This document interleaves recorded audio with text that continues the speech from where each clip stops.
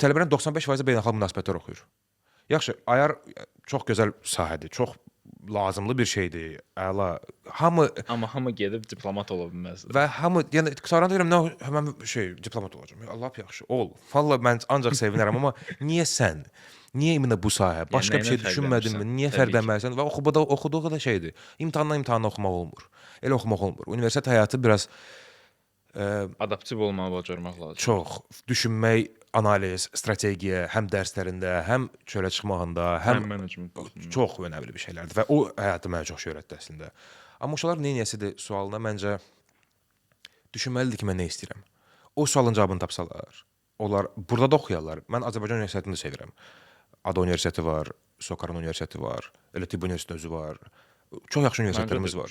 Yəni mən adada da özdə çox vaxt keçirdim. Sən keçirmisən vaxt. Ona görə yəni mən məsələn mənim qardaşım adada oxuyurdu. Mən adanın bu qədər yaxşı olacağını gözləmirdim.